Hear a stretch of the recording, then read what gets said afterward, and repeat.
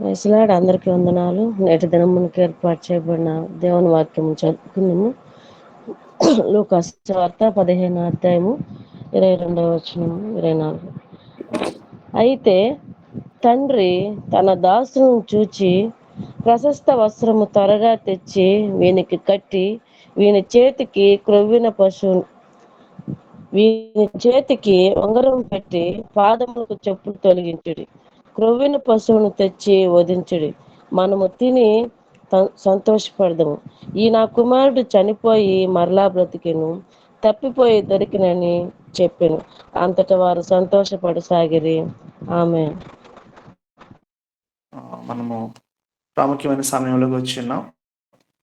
వాక్యము విని దేవుడు మనతో మాట్లాడే సమయం కనుక ప్రతి ఒక్కరు నీటిలో పెట్టుకోండి, చూరు వరకు ఉండడానికి ప్రయత్నం చేయండి. అయ్యగారు రిఫరెన్స్ చెప్తున్నప్పుడు ఆ యొక్క రిఫరెన్స్ల ప్రకారం ఫాలో అవ్వాల్సిందిగా మనం చేస్తున్నాను. ఈరోజు వాక్యాన్ని అందించడానికి మన మధ్యలో పెద్దలు ఆత్మీయులు శాంసనయ్య గారు ఉన్నారు. పలుమార్లు మనకు మన యొక్క ఈ ఫ్యామిలీ ఈ గూగుల్ మీట్లో పలుమార్లు మనకు వాక్యాన్ని అందించి ఉన్నారు. అనేక విధాలుగా అనేక కోణాల్లో లోతైన సత్యాలు తెలియజేస్తూ ఉంటారు అయ్యగారు. మనకు దూరంగా ఉన్నప్పటికీ ఈ యొక్క గూగుల్ మీట్లో మనకు సెర్చ్ చేస్తూ ఉంటారు. అయ్యగారి ఆరోగ్యం కొరకు, వారి కుటుంబం కొరకు మనం ప్రార్థన చేసేవారిగా ఉండాలి. ప్రార్థన చేస్తున్నాం, ఇంకా చేయవలసిందిగా మనవి చేస్తూ ఈసీవై గురించి కూడా అయ్యగారు ప్రార్థన చేస్తూ ఉంటారు. అయ్యగారు మన మధ్య ఉండడం, ఈరోజు వాక్యం పంచుకోవడం చాలా సంతోషం. శాంసన్ అయ్యగారు. Praise the lord. Praise lord అయ్యగారు. మీరు తీసుకోండి అయ్యగారు మీ సమయం.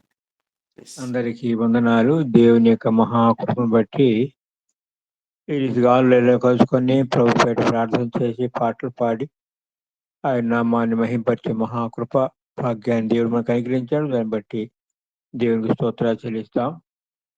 అవును, మనం చదువుకున్న ఈ లేఖన భాగము మనందరికి కూడా పరిచయమైన వాక్య భాగమే. తరచుగా చాలా సందర్భాల్లో కూడా మనం విని ఉంటాం. అయినా నేను మరి బోయేజు పొలంలో రూతు పరిగెడుకున్న రీతిగా 1-2 విషయాలు నేను నేర్చుకున్న విషయాలు మీతో పంచుకోవాలని ఆశపడతా ఉన్నాను.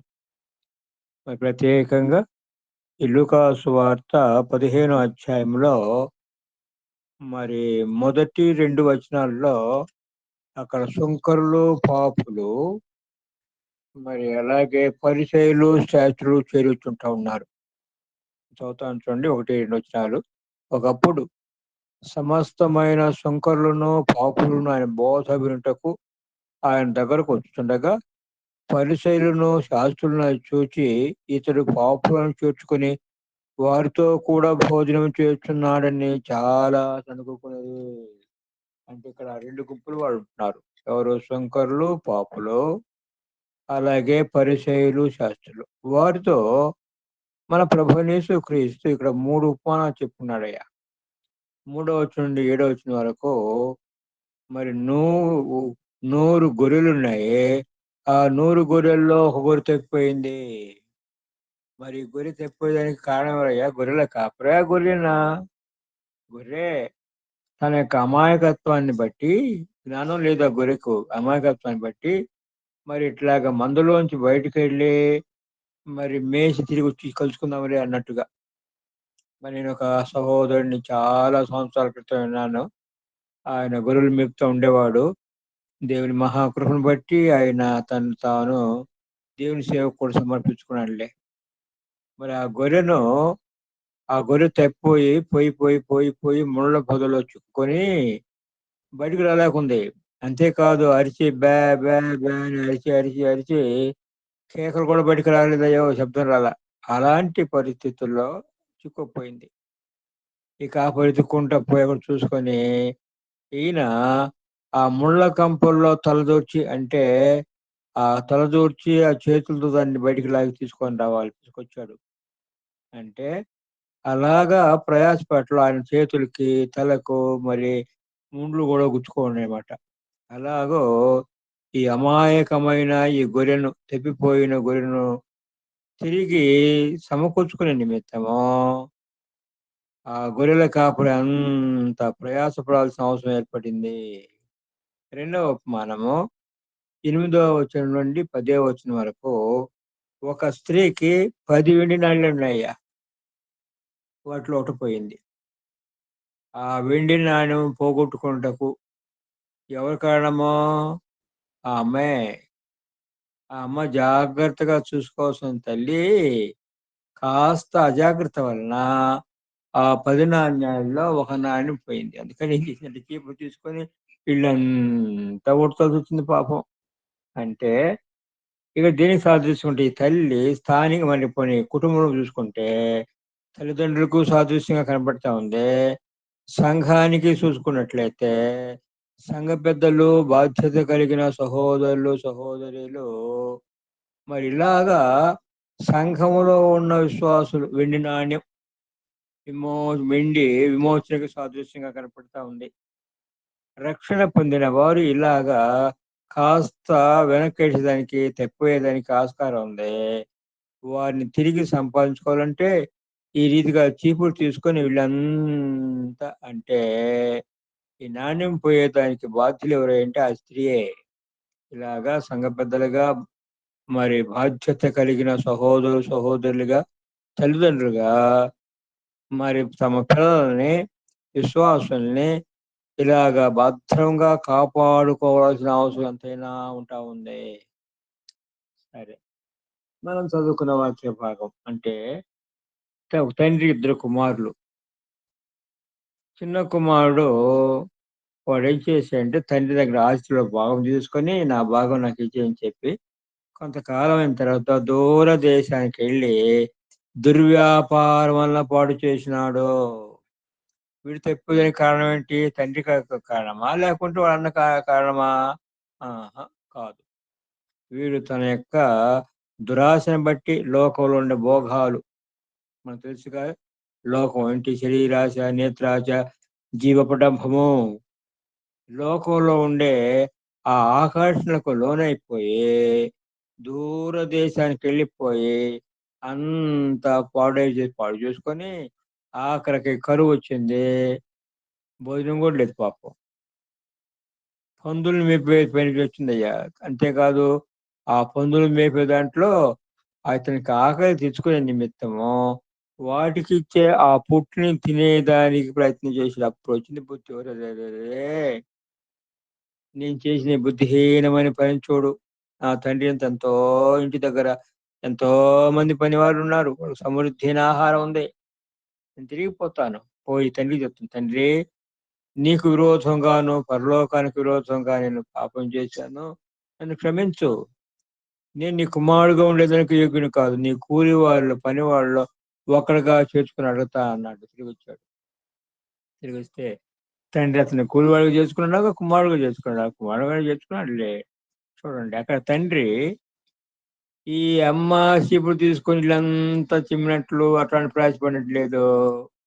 ఆ కాపరి వెతుక్కుంటూ అరణ్యానికి వెళ్ళిపోయి ఎత్తుకొని ఆ సంపాదించుకున్నట్లు కనపడలేదు. కానీ మనకు అర్థమైన విషయం ఏంటంటే ప్రతి దినము కూడాను మిద్ది మీదకి వెళ్ళి చూస్తా ఉండడమట. ఏమి చూస్తున్నాడు?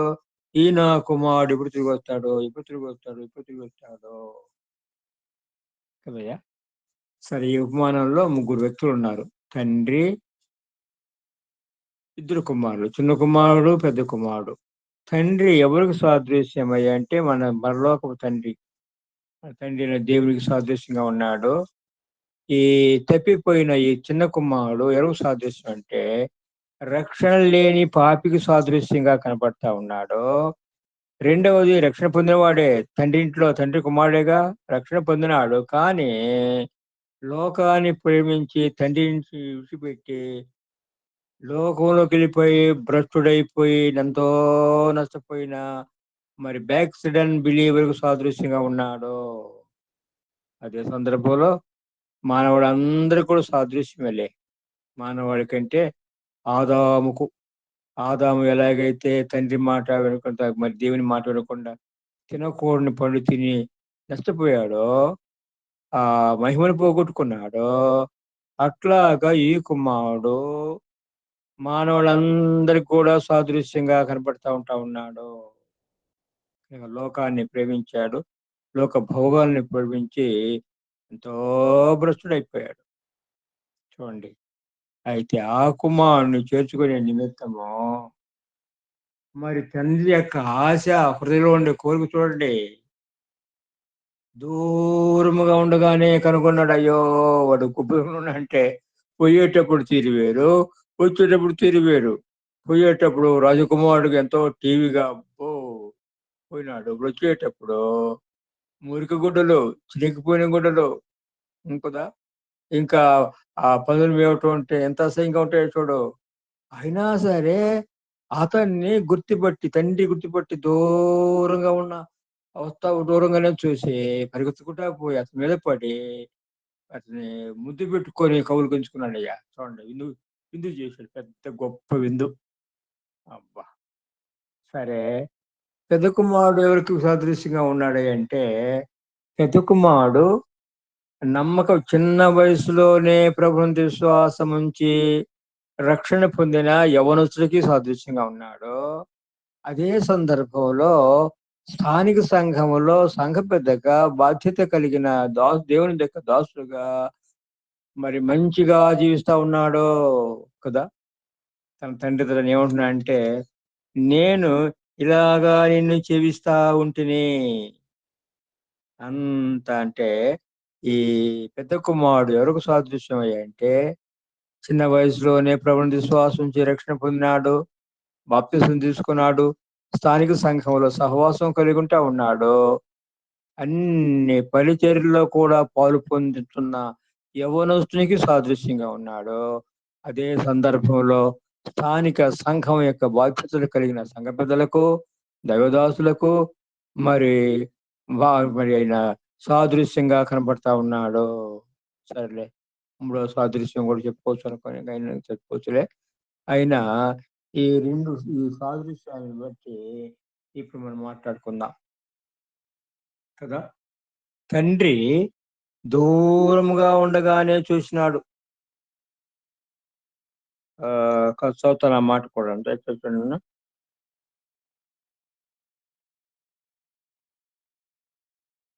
20 వచనం చదువుతాను, మరి 19 కూడా చదువుతాను. ఇక మీదట నీ కుమారునకు అనిపించుకొనుటకు యోగ్యులను కాను, నన్ను నీ కూలివారిలో ఒకనిగా పెట్టుకునమని అతనితో చెప్పుదు అనుకుని లేచి తండ్రి ఎద్దకు వచ్చాను. వాడింకా దూరముగా ఉన్నప్పుడు తండ్రి వాడిని చూచి కనికరపడి పరిగెత్తుకొని వాని మెడ మీద పడి ముద్దు పెట్టుకున్నాను. అప్పుడు ఆ కుమారుడు అతనితో, తండ్రి, నేను పరలోకమునకును విరోధముగాను నీ ఎదుటను పాపం చేస్తే ఇక మీదట నీ కుమారుని అనిపించుకుంటకు యోగును కాను నేను. ఇలాగ ఎంతో పశ్చాత్తాపంతో తిరిగి వచ్చిన ఈ కుమారుడు ఇందాక నేనంటూ మరొకసారి మరి రక్షణ లేని పాపికి సాదృశ్యంగా కనబడుతున్నాడు. అదే సందర్భంలో బ్యాక్టరన్ బిలీవర్ కూడా సాదృశ్యంగా కనబడతా ఉన్నాడు కదా. మనం చూస్తాం కదా, ఒక్క పాపి మారు మనసు పొందితే పరలోకములో గొప్ప సంతోషం. దేవతలందరిని పంచి మరి రండి రండి రండి నా కుమారుడు మరి తప్పిపోయిన వాడు తిరిగి దొరికినాడు, చనిపోయిన వాడు బ్రతికినాడు. కనుక ఇక్కడ తండ్రి యొక్క సంతోషం ఏంటంటే, తన కుమారుడు తిరిగి వచ్చినాడు అంటే తండ్రి హృదయానికి సంతోషం కలుగు చేసేది ఏంటంటే, ఒక్క పాపి రక్షణ లేని వ్యక్తి మారు మనసు పొందితే తండ్రి హృదయం ఎంతో సంతోషం. అదే సందర్భంలో బ్యాక్ బిలీవర్ కూడా తిరిగి వస్తే రెస్టోర్ చేస్తే అంత సంతోషం కదా. సంతోషం, తండ్రి సంతోషంలో సంతోషం, ఆయన హృదయాన్ని సంతోషం విషయం. మరి ఈ తప్పిన కుమారుడు తిరిగి వచ్చిన తర్వాత మరి అతడు పశ్చాత్తాపం అతను కూర్చి సరి సందర్భంలో మరి పెద్ద కుమారుని గురించి కూడా ఒకటి రెండు మాట చెప్తాను. పెద్ద కుమారుడు ఇంట్లో జరిగే ఆ గొప్ప సందడి విందును గురించి విని దాసులు అంటున్నారు, ఏంటయ్యా ఇట్లాగా మరి ఎంతో గంభీరంగా జరుగుతుంది, ఏంటి కారణం అంటే అతను అంటున్నాడు, నీ తమ్ముడు తిరిగి వచ్చినాడు. చూడండి, తండ్రి ఏమంటున్నాడు, పెద్ద కుమార్తె కూడా తిరిగి వచ్చిన తర్వాత తండ్రి చూడండి, తండ్రి దిగిపోయి అతని దగ్గరకు పోయి అతన్ని ఇంటికి తీసుకుని వస్తా ఉన్నాడు. ఏమంటున్నాడంటే, నీ తమ్ముడు నీ తమ్ముడు అనే తండ్రి అంటా ఉంటే ఈ ఏది పెద్ద కుమారుడు ఏమంటున్నాడు తెలుసా, ఆహా, అంటే నాకు నా తమ్ముడు కాదు వాడు.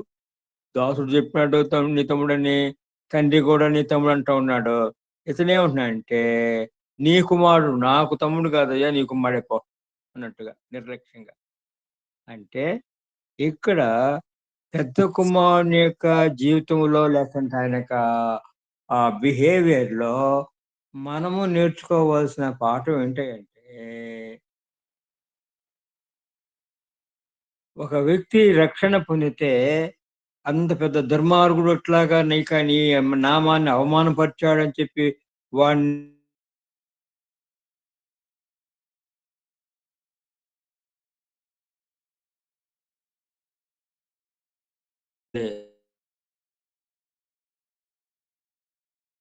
అంతేకాదుగా ప్రభుని విశ్వాసం ఉంచిన మనము మరి నశించిపోయిన ఆత్మల కొరకు ఎంతగా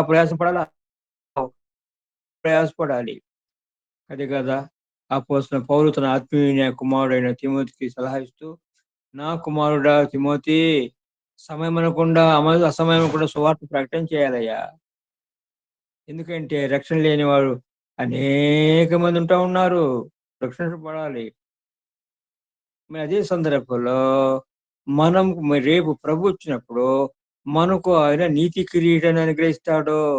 నాకు మాత్రమే కాదు గాని ఆయన ప్రత్యక్షతను అపేక్షించే వారికి అందరికీ కూడా ఆయన నీతి కిరీటాన్ని ఇస్తాడు. కనుక ఈ పెద్ద కుమారుడు జీవితంలో మనము నేర్చుకోవాల్సిన పాఠం ఏంటి అంటే,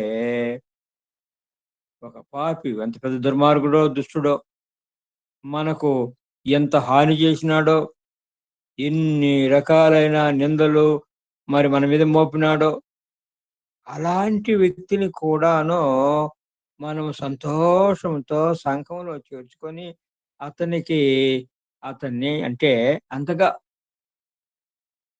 అంటే తండ్రి సంతోషములో పాలు పొందే ఆ అనుభవం మనం కలిగి ఉండాలని ఈ పెద్ద కుమారుని జీవితం ద్వారా మనము నేర్చుకుంటా ఉన్నాము. రెండవ పాఠం ఏంటంటే, ఇందాకేమన్నాను, ఈ పెద్ద కుమారుడు యవ్వన దినాల్లోనే సేవ ప్రారంభించినాడు, సంఘంలో పరిచర్యలు చేస్తా ఉన్నాడు, సంఘ పెద్దకు కూడా మనం సాదృశ్యంగా ఉన్నాడని చెప్పుకున్నాంగా. అయితే మరి బ్యాక్ స్టైల్ బిలీవరు తిరిగి వచ్చినప్పుడు అతన్ని నిర్లక్ష్యం చేసి ఒక విధమైన చిన్న చూపు చూసేదానికి ఆస్కారం ఉందాయో, నేను ఇటు మాట చెప్పట్లేదు, అనుభవపూర్వకమైన విషయం చెప్తా ఉన్నాను. మేము నా మొట్టమొదటి విజయవాడకి నేను 1972లో, నాకు తారీఖు కూడా గుర్తుందిలే, అకరమైన జీవితం.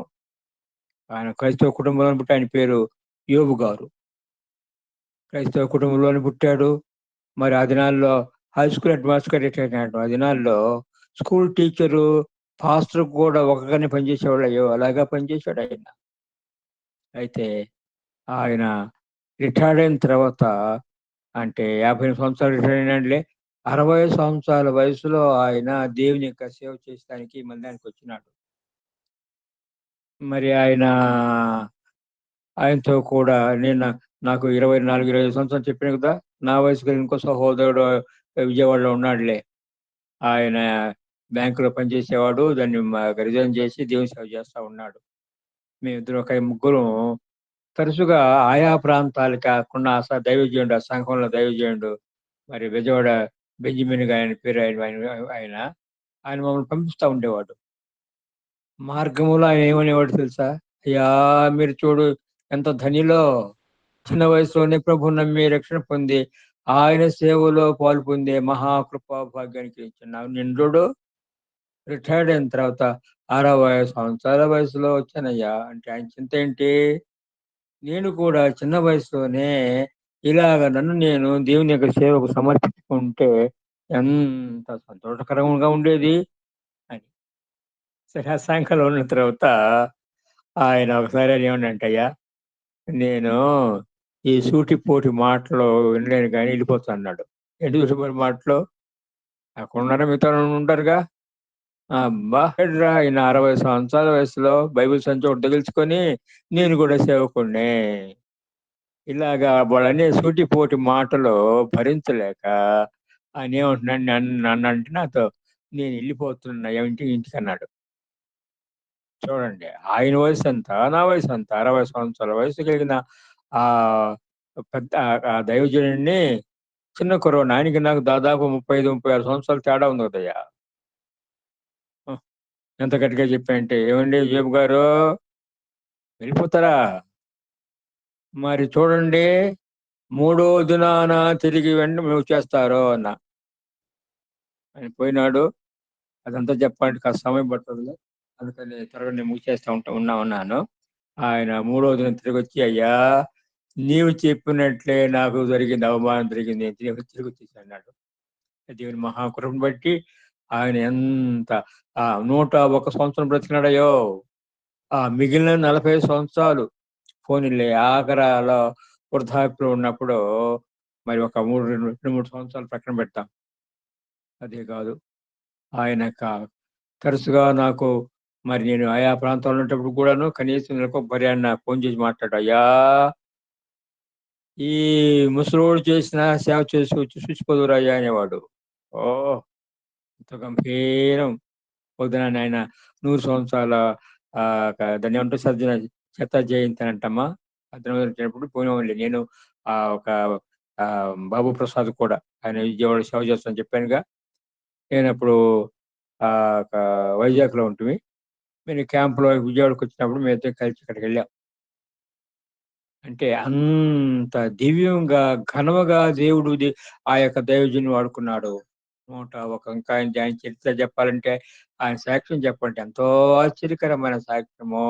మనకెంతో ఎంకరేజింగ్ కలిగి చేస్తా ఉంది. అంటే ఆయన జీవితంలో మరి ఆయన నేర్చుకున్న పాఠం, లేకుంటే మనం అంటే పెద్ద కుమారుడి జీవితంలో మనం నేర్చుకోవాల్సిన పాఠం ఏంటంటే, ఇలాగా బ్యాక్స్ బిలీవర్స్ తిరిగి వచ్చినప్పుడు వారిని మనం డిస్కరేజ్ చేయకూడదు. వారిని ఎంకరేజ్ చేస్తే ఘనముగా దేవుడు వాళ్ళని వాడుకొని ఘనకార్యాలు జరిగించిన చేసిన దైవజనులు ఎంతో మంది ఉన్నారయ్యో. నిర్లక్ష్యం ఇప్పుడు ఈ ఈ పెద్ద కుమారుడు ఏమంటున్నాడు, నేను నీ దగ్గరే ఉండి నీ ఇంట్లోనే ఉండి నీవు చెప్పిన పని అన్ని చేసి నేను నీ కొరకు ప్రయాసపడతా ఉంటే వీడు నీ ఆస్తి అంతా తీసుకుపోయి పాడు చేసి తిరిగి వచ్చిన వాడికి పెద్ద విందు చేస్తా ఉంటాం కదా.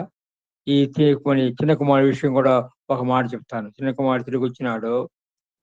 మరి ఏమంటున్నాడు, నేను నీ కుమారుడు అనిపించుకునే దానికి యోగ్యుని కాదయ్యా, నీ పనివారిలో ఒకడుగా పెట్టుకో అన్నాడు. పనివారిగా పెట్టుకోవాలి, కుమారుడుగానే పెట్టుకున్నాడులే. కానీ ఒకవేళ ఇట్లా అంటాం మన భాషలో, ఒకవేళ క్రిస్టమస్ వచ్చింది, న్యూ ఇయర్ వచ్చింది, తండ్రి పెద్ద కుమారుడికి పెద్ద మంచి dress, costly dress, suit boat hat అన్ని కొనిచ్చినాడు. చిన్న కుమారుడు కొనిలేదనుకో, నాయన నాకు కొనిలేదని అంటాడా? చూడు మా నాయన ఎంత అన్యాయస్తుడో, నాకు ఇవ్వలేదు అనుకుంటాడా? అనగానే అనుకోడు. తండ్రి అలా చేయలే. పెద్ద కుమారుడితో సమానముగానే చూసుకుంటున్నాడు కూడాను కదా. అట్లాగా ఏంటంటే, ఈ తప్పిపోయిన కుమారుడు తిరిగి వచ్చిన తర్వాత మిగిలిన దినాల్ని, మిగిలిన సంవత్సరాల్ని, మిగిలిన జీవితాన్ని దేవుని కొరకు ఎంత త్యాగపూర్వకంగానో, ఎంత ప్రయాసంతో కూడానో ఆయన కొరకు సేవ చేసినట్టు అబ్బో కదా. మరొకసారి ఈ జోబు గారి యొక్క సాక్ష్యాన్ని, జీవితాన్ని చెప్తాను. అబ్బా ఎంత ప్రయాసపడి అంటే అంతగా ప్రయాసపడి, ఎంతమంది ఆ సంఘంలో ఉన్నటువంటి కాస్త టైం అవుతుంది కనుక మరి నేను అవి చెప్పడం లేదులే. మరి అట్లాగా ఆ దైవజనుడు అంతగా ప్రయాసపడ్డాడు. అలాగా ప్రయాసపడిన దైవజనులు ఎంతో మంది ఉన్నారులే. కనుక ఇక్కడ ఈ పెద్ద కుమారుని యొక్క జీవితం ద్వారా మనము నేర్చుకోవాల్సిన పాఠం ఏంటంటే, ఇలాగా అంటే తప్పిపోయిన రక్షణ లేని వారిని అనేక మందిని రక్షణకు తీసుకొచ్చేదానికి మనం ప్రయాసపడాలి. ఈయన ప్రయాసపడలా. తన తమ్ముడిని తీసుకొచ్చి ఇదికు వాళ్ళ నాన్న ఉన్న వృద్ధుడు కనుక పోలేకపోయింటే నువ్వు పోయిన ఎత్తుకొని వస్తుండొచ్చుగా. పోలా. తిరిగి వచ్చేందుకు కూడా వ్యసనం పడతా ఉన్నాడు కదా. తిరిగి వచ్చాడు, తండ్రి సంతోషపడుతుంటే తండ్రి సంతోషంలో పాలు పొందాలి. రెండవది, తండ్రి మరి అంటే ఒక మాట చెప్పాలంటే తండ్రి సంతోషంలో పాలు పొందే ఆ తండ్రి సంతోషం కూడా మనం కూడా సంతోషం అట్లాగా. ఈ బ్యాక్ సైడ్ బిలీవర్స్ ని ఎంకరేజ్ చేసేవారుగా మనం ఉండాలని.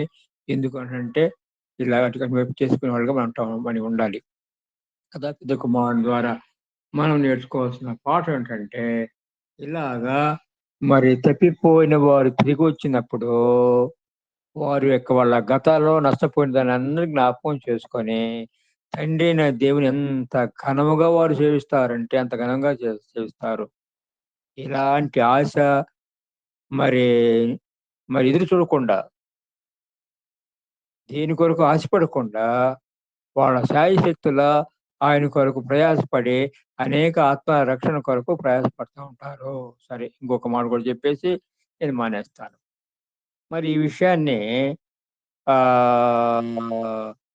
ఈ పెద్ద కుమారుడు దేవదూతలతో కూడా సాదృశ్యమని చెప్పుకోవచ్చాయో. ఇందాక నేనేమన్నాను, ఈ చిన్న కుమారుడు ఆదాముకు సాదృశ్యం అని చెప్పానుగా.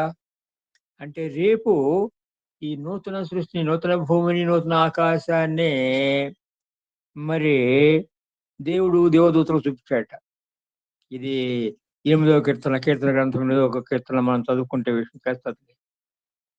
ఇది హెబ్రీయులకు రాసిన పత్రిక 2వ అధ్యాయంలో మరి ఆ కీర్తన యొక్క వివరణ మరి మనకు కనపడతా ఉంది. ఏమంటే ఆ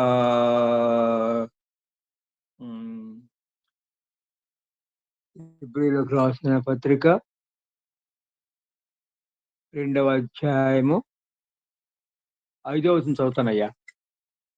ఎక్కడెవరైనా చదవగలరా? హెబ్రీయులకు రాసిన పత్రిక 2వ అధ్యాయము 5వ వచనం. మనము మాట్లాడుతున్న ఆ రాబో లోకమును ఆయన దూతలకు లోపరచలేదు. అయితే ఒకడు ఒకచోట ఇలాగున దృఢముగా సాక్ష్యం ఇస్తున్నాడు. నీవు మనిషిని జ్ఞాపకం చేసుకుని అడేపాటివాడు, నీవు నరపుత్రుని దర్శించుటకు అడేపాటివాడు, నీవు దేవదూతల కంటే వాడిని కొంచెం తక్కువ వానిగా చేస్తేవి, మహిమా ప్రభావంతో వానికి కిరీటము ధరింపజేస్తేవి, నీ చేతి పనుల మీద వానికి అధికారము అనుగ్రహించితివి. ఈ భాగం 2వ అధ్యాయం ఉండే ఈ వాక్య భాగము 8వ కీర్తన యొక్క మరి ఏముంటుంది 8వ అధ్యాయం ప్రాఫెసీ అయితే ఇది ఫుల్ఫిల్మెంట్. ఆ 8వ కీర్తన మెస్సియా కీర్తన పేరు మెస్సి. అంటే మరి ఆ నూతన భూమిని, నూతన ఆకాశాన్ని దేవదూతలు చూచాడు. దేవుడు చూపిస్తే ఎంతో సంతోషపడి ఇది మనకు కాకుండా ఇంకెవరికి ఇస్తాడో, మనమే యోగ్యులమని వాళ్ళ యొక్క సంతోషాన్ని పట్టలేక తండ్రి దేవుడిని అడిగినట. ఏమని అడిగారంటే, తండ్రి దేవా, ఈ యొక్క మరి ఈ సృష్టిని ఎవరికి నీవు స్వాధీనం చేస్తావో. వాళ్ళు ఏమనుకుంటున్నారు, ఇది మాకే, అంటే మాకంటే యోగ్యులు ఇంకెవరు లేరు. కానీ 5వ వచనం చదువుతానయ్యా. మనము మాట్లాడుతున్న ఆ రాబో లోకమును ఆయన దూతలకు లోపరచలేదు. అయితే ఒక చోట ఇలాగున దృఢముగా సాక్ష్యం ఇస్తున్నాడు. నీవు మనిషిని జ్ఞాపకం చేసుకుంటకు వాడేపాటివాడు, నీవు నరపుత్రుని దర్శించుటకు వాడేపాటివాడు. చూడండి, అప్పుడు తండ్రి దేవుడు ఏమనంటే, ఇదిగో ఈ మానవునికి ఇస్తాయని ఆయన చెప్పాడు. చెప్తే వాళ్ళకి ఆశ్చర్యం, ఇదేంటిది, ఈ మనిషి నోరు తెరిస్తే అన్ని అబద్ధాలే, అరికాలు మొదలు పుట్టుకుని నన్నెత్తి వరకు కొంచెం కూడా స్వస్థత లేదు. ఇలాంటి వ్యక్తి ఆ నూతన భూమి, నూతన సృష్టిని స్వాధీనపరుచుకునే మరి ఆ భాగ్యాన్ని ఎట్లా ఇవ్వగలడు? ఇప్పుడు కూడా దేవదూతలు దుంగు కొడుతూ ఉన్నారు. భయపడిందయ్యా, ఎలా సాధ్యం అని. కానీ రేపు ఆ 1000 పరిపాలనలో 1000 పరిపాలన అయిపోయిన తర్వాత కూడా చెప్పుకోవాల్సి వస్తుంది. మరి కొత్త భూమి కొత్త ఆకాశంలో యేసుక్రీస్తు ప్రభుతో కూడా సమానమైన మహిమలో మనం ఉన్నప్పుడు ఆ దేవదూతలు అబ్బా నిజంగా వీరే యోగ్యులు చూడండి కదా. అలాగూ పాపం చేత అపరాధాల చేత చనిపోయిన మనల్ని రక్షించుకొని ఆయన సొత్తుగా చేసుకున్నాడు. సర్వసాధారణ ఏమంటుంటే ఏ సైన్యం విశ్వాసం ఉంచడం వలన ఆదాములో పోగొట్టుకున్న మహిమ తిరిగి మనం పొందినామో ఆ మహిమలో దినదినం మనం ఇది వర్ధిల్లాలి. ఇలాగ వర్ధిల్లేదాని కొరకు దేవుడు అనేకమైన సదుపాయాలు మనకు ఇచ్చినాడయ్యా. ఈ సదుపాయాలన్నింటినీ మనం సజీవంపరుచుకొని రేపు ప్రభు వచ్చినప్పుడు బలా నమ్మకమైన మంచి దాసుని పిలువబడే ఆ పిలుపుకు పాత్రగా జీవించాలని ప్రభు కోరుకున్నాడు. చూడండి ఎంత ధన్యత. యేసు ప్రభు ఎక్కడ మనం ఎక్కడ ఆయనతో కూడా సమానమైన ఆ మహిమలో. అందుకని ప్రభు కూడా అది హెబీలు రాసిన పత్రిక 2వ అధ్యాయం ఏంటంటే మనల్ని సహోదరులు అంటకు ఆయన సిగ్గుపడలేదని రాయబడింది అయ్యా. ఎంత ధనిలో చూడండి. కనుక ఈ ఆఖరా దినాల్లో ఉంటున్న మనము ఇంత గొప్ప ధన్యత మనకు అనుగ్రహిస్తే మనము నిర్లక్ష్యంగా ఉంటే ఎట్లయ్యా చెప్పండి. ఉండకూడదు. కనుక సరే ఈ మాట చెప్పి నేను ముగిచేస్తాను. మరి ప్రభుని విశ్వాసించిన మనము నీతిలో భక్తిలో పరిశుద్ధతలో ఎదిగి వర్తిల్లాలి.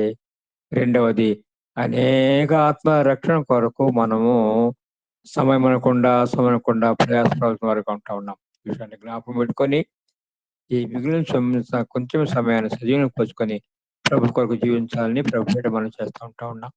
నాకు ఈ అవకాశం ఇచ్చిన ఈసీఐ టీం వారికి మరి కనెక్ట్ అయిన ప్రతి సహోదరికి కూడాను మా కుటుంబంలో వందనాలు చెప్తా ఉన్నాం. అవును, ఈ రీతిగా మనము ఒకరికొకరు ప్రార్థన చేసుకుని ముందు సాగిపోయే ఈ మహాకృపా భాగ్యం దేవుడు మనకు ఇచ్చాడు. దాన్ని బట్టి దేవునికి స్తోత్రాలు చెల్లిస్తాం. ప్రభు ఈ మాటలను మన కొరకు దీవించును గాక. అయ్యా అందరికీ వందనాలు. అర్థం చేసుకున్నాం. ప్రేమ నమ్మకం గల యేసురాజా నీ బంగారు పాదములకు స్తుతి స్తోత్రములనైనా గడిచిన కాలం అంతా నీ రేఖల కింద భద్రపరిచి మమ్మల్ని సజ్జీలకు ఉంచినందుకు నీకు వందనములు స్తోత్రములు. అయ్యా ఉదయకాల సమయంలో ఎక్కడైనా పెరట ఒక్కరిద్దరు ముగ్గురు కూడి స్తుతిస్తారు అక్కడ ఉంటానని సెలవిచ్చిన దేవుడవనైనా అయ్యా ఉదయకాల సమయంలో నా తండ్రి చిన్న మందగా చేరినైనా ఇంతవరకు నైనా పాటల ద్వారా వాక్యం ద్వారా స్తుతించాము గణపరిచాము నా తండ్రి నైనా. అయ్యా చెప్పబడిన వాక్యాన్ని మేము జ్ఞాపకం చేసుకునే భాగ్యాన్ని మాకు దయచేయండి దేవా.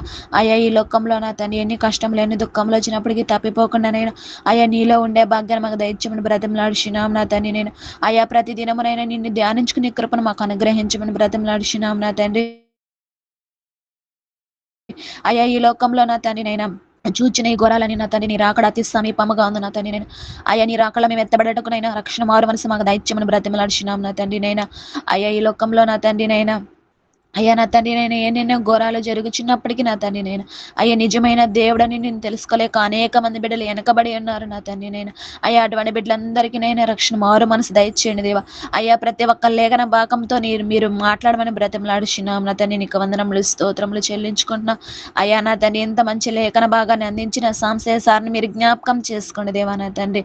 అయ్యా బిడ్డకి నైనా మంచి ఆయుష్ ఆరోగ్యాలు దయచేయమని బ్రతిమలాడుచున్నాం. కుటుంబాన్ని మీరు జ్ఞాపకం చేసుకుని మీరేనైనా పోషించే దేవుడుగా నైనా నీలో ఉండే భాగ్య నా బిడ్డకు దయచేయమని బ్రతిమలాడుచున్నాం. కొందరములు స్తోత్రములు దేవా. అయ్యా ఉదయకాల సమయంలో చేరికూడి వచ్చిన ప్రతి ఒక్కరిని మీరు జ్ఞాపకం చేసుకోమని బ్రతిమలాడుచున్నాం. అయ్యా బిడ్డలు నా తండ్రి ఎవరైతే రాలేకపోతున్నారో వాళ్ళకి మరొక సమయం దయచేసి కృపను అనుగ్రహించమని అయ్యా ఈ యొక్క చిన్న ప్రార్థన పాసనదికి చేర్చుకోమని నేను తప్పబడేదా క్షమించమని ఈ నామములో ఉన్నతమైన శ్రేష్టమైన యేసుక్రీస్తు నామములో అడిగి వేడుకుంటున్నాం తండ్రి. ఆమేన్. ఆమేన్. ఆమేన్. ఆమేన్. ఆమేన్.